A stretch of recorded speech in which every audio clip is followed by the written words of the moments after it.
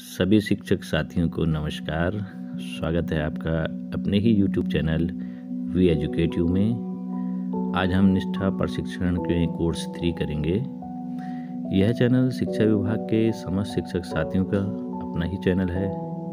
कृपया शिक्षक एकजुटता का परिचय दिखाते हुए चैनल को सब्सक्राइब अवश्य करें। इस चैनल के माध्यम से हम शिक्षा विभाग से संबंधित विभिन्न शासनादेशों व ट्रेनिंग्स की तथ्यों सहित आपको जानकारी प्रदान करने का प्रयास करते हैं। सभी साथियों से अनुरोध है कि वे अपने मॉड्यूल के वीडियोज और लिखित कंटेंट को पूरा समय दें, तत्पश्चात ही यह वीडियो आपके लिए लाभकारी होगा। तो वीडियो में हम प्रश्नोत्तरी शुरू करते हैं जो हमारे प्राथमिक के शिक्षक साथी हैं उनके कोर्स 3 की। पहला क्वेश्चन आता है, सृजनात्मक वृद्धि का अर्थ है। तो इसका आंसर है हमारे पास नवीन और अनापेक्षित तरीके से विचारों और समस्याओं को संबोधित करना। बढ़ते हैं नेक्स्ट क्वेश्चन की ओर। कक्षा के बाहर के वातावरण, प्रकृति तक पहुंच और स्वयं करने का अनुभव किस प्रकार की बुद्धिमत्ता को प्रोत्साहित करने के उदाहरण हैं? तो इसका आंसर है समीक्षात्मक बुद्धिमत्ता। बढ़ते हैं नेक्स्ट क्वेश्चन की ओर।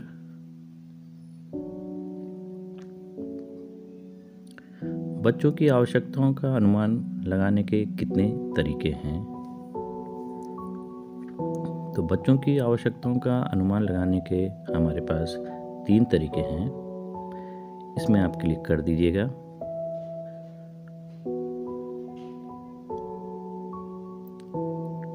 कक्षा में कितने प्रकार के परस्पर संवाद होते हैं?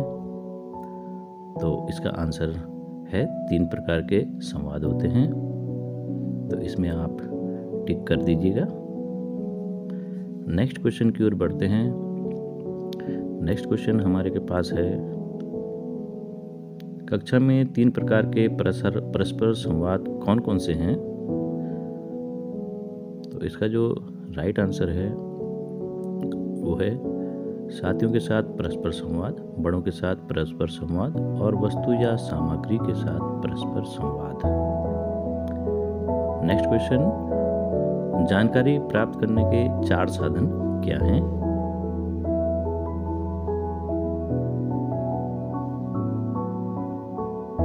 तो इसका आंसर है दृश्य, श्रव्य, गति संवेदी और स्पर्श। इस पे आप टिक लगा दीजिएगा। बच्चे समग्र रूप से सीखते हैं का क्या अर्थ है? तो इसका आंसर होगा बच्चे सभी प्रकार के स्रोतों से जानकारी ग्रहण करते हैं।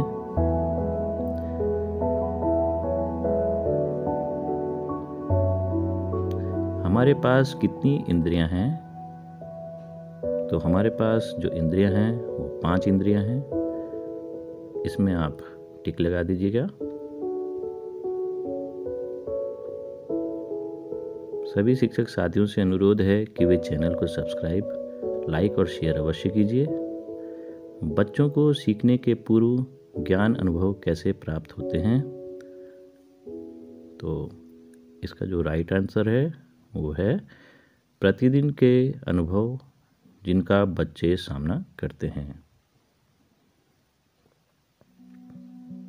हम नेक्स्ट क्वेश्चन की ओर बढ़ते हैं। कक्षा में एक ही समय में सभी गतिविधि रुचि क्षेत्रों की व्यवस्था करने के लिए स्थान की कमी हो तो क्या करना चाहिए?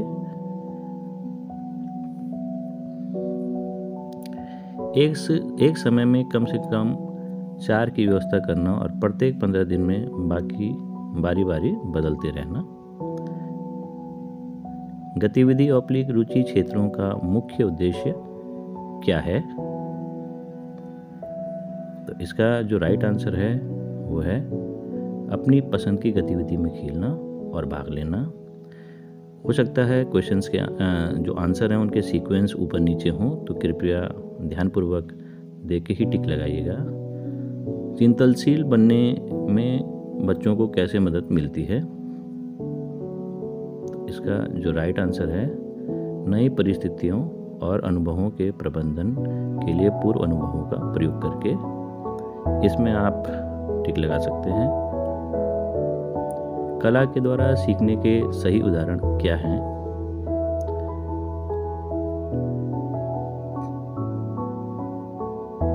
इसका जो आंसर है आकार बनाना और गत्यात्मक पैटर्न की पहचान करना।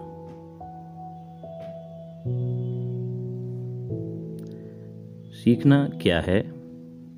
इसका जो आंसर है वो है एक सक्रिय, सहयोगपूर्ण और सामाजिक प्रक्रिया है सीखना।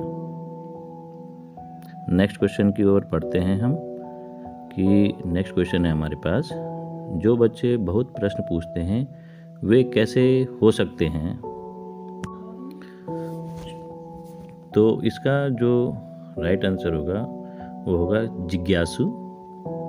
जो बच्चे बहुत प्रश्न पूछते हैं वे जिज्ञासु होते हैं। तो इसका राइट आंसर जिज्ञासु है। अधिकतम बच्चों को सीखने की पसंद को क्या प्रभावित करता है? जो अधिकतर बच्चे हैं उनको सीखने की पसंद को क्या प्रभावित करता है? तो इसका आंसर है मस्तिष्क का रुझान, जेंडर और निजी अनुभव। नेक्स्ट क्वेश्चन है हमारे पास, पांचों इंद्रियों के नाम क्या हैं? तो इसका जो आंसर है हमारे पास वो ये है देखना, स्वाद, स्पर्श, सूंघना और सुनना। नेक्स्ट क्वेश्चन की ओर हम बढ़ते हैं। NCF 2005 का पूर्ण रूप क्या है? तो इसका जो पूरा नाम है वो है national curriculum framework 2005। Next question की ओर हम बढ़ते हैं। सबसे अधिक सीखना कब होता है? तो इसका आंसर है जब सीखने में सभी इंद्रियों का उपयोग या भागीदारी हो। जो भी शिक्षक साथी चैनल में पहली बार देख रहे हैं कृपया चैनल को सब्सक्राइब अवश्य करें। सीखने के अनुभव शुरू करने से पहले शिक्षक को क्या करना चाहिए?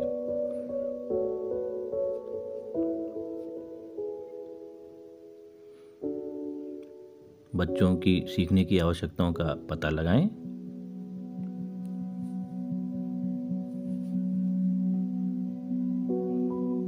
सक्रिय और स्वायत्तशासी ऑटोनोमस छात्र बनने के लिए बच्चों को क्या करना चाहिए? तो इसका आंसर है जिज्ञासु, पहल करने वाले, आत्मविश्वासी, खोजी प्रवृत्ति के और चिंतनशील बनकर। नेक्स्ट क्वेश्चन है बच्चों की रुचि जानना। इसके अंतर्गत कौन सी रुचियां आती हैं? तो इसके अंतर्गत आती हैं पहले से मौजूद रुचि और संभावित रुचि। नेक्स्ट क्वेश्चन की ओर हम बढ़ते हैं। सीखने सिखाने की प्रक्रिया का केंद्र कौन होता है? जो सीखने सिखाने की प्रक्रिया है उसका केंद्र तो वो बच्चे होते हैं। इस वीडियो में हमने 40 प्रश्नावली रखी हुई है, तो उम्मीद करते हैं कई शिक्षक साथियों को उनके प्रश्नों के उत्तर इसमें मिल रहे होंगे। बच्चों की सुरक्षा सुनिश्चित करने के लिए गतिविधि रुचि क्षेत्र की मुख्य विशेषता क्या है?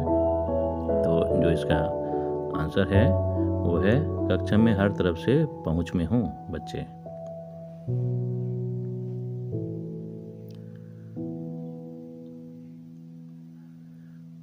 बड़ों के साथ परस्पर संवाद का क्या अर्थ है? जो हम बड़ों के साथ परस्पर संवाद करते हैं उसका अर्थ क्या है? तो उसका अर्थ है अभिभावक और शिक्षक स्वयं बच्चों के साथ मिलकर सीखने की प्रक्रिया में बच्चों की सहायता करें।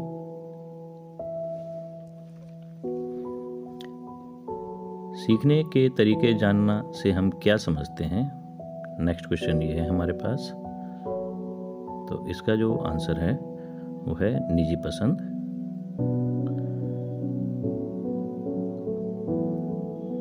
नेक्स्ट क्वेश्चन की ओर हम बढ़ते हैं। खोजबीन क्षेत्र के लिए किस प्रकार की सामग्री की आवश्यकता होती है?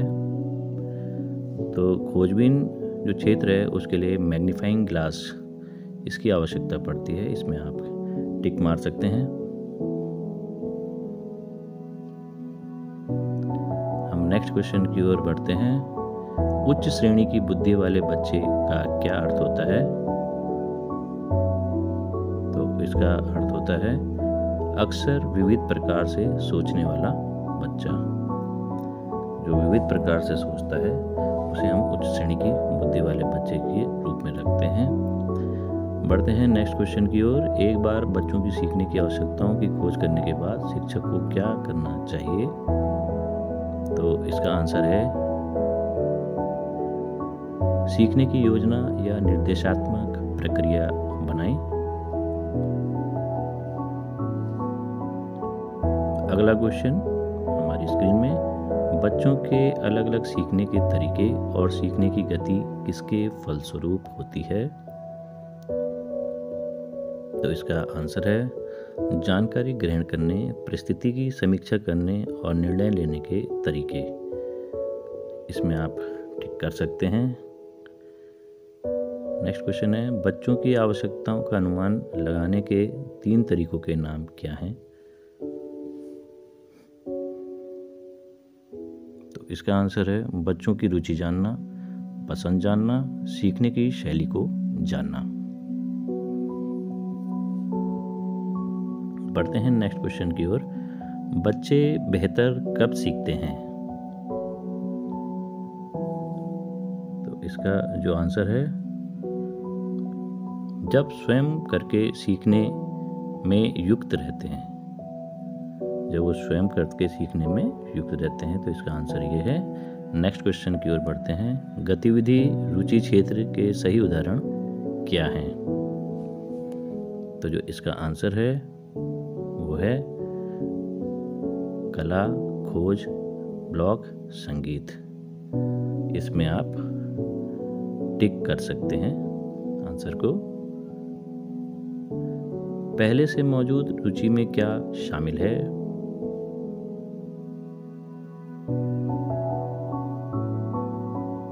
तो इसका आंसर है किसी चीज में अत्यधिक रुचि या विशेष लगाव। ये इसका आंसर है।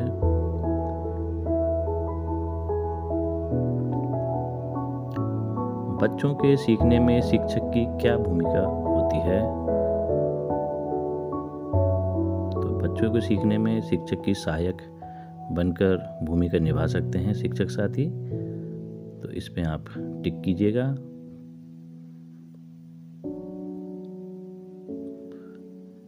सामूहिक पसंद का क्या अर्थ है?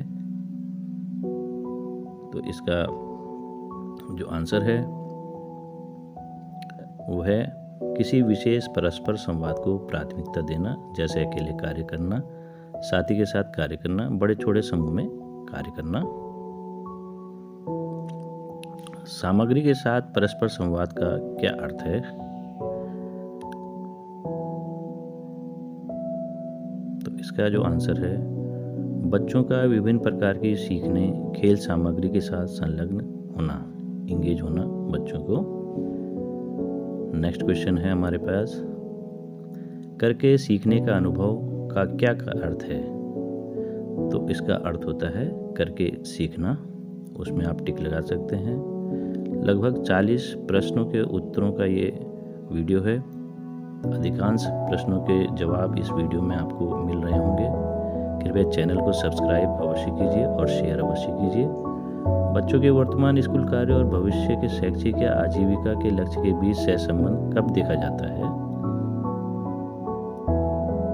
जब बच्चे उस काम में शामिल होते हैं जिसमें उन्हें आनंद आता है। नेक्स्ट क्वेश्चन की ओर बढ़ते हैं। सृजनात्मक बुद्धि का अर्थ है, जो सृजनात्मक बुद्धि है उसका अर्थ है नवीन और अनापेक्षित तरीके से विचारों और समस्याओं को संबोधित करना।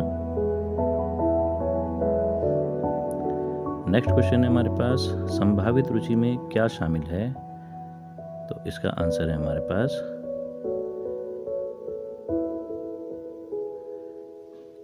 किसी ऐसी चीज़ में रुचि जिसके बारे में बच्चा जानता नहीं है, शायद जब जान जाए तो उसमें ही उसको रुचि आ जाए। इस प्रकार से हमारे प्रश्नावली समाप्त होती है। उम्मीद है आपके कई सवालों के जवाब इसमें मिल गए हों। कृपया चैनल को सब्सक्राइब, लाइक और शेयर अवश्य कीजिए। धन्यवाद।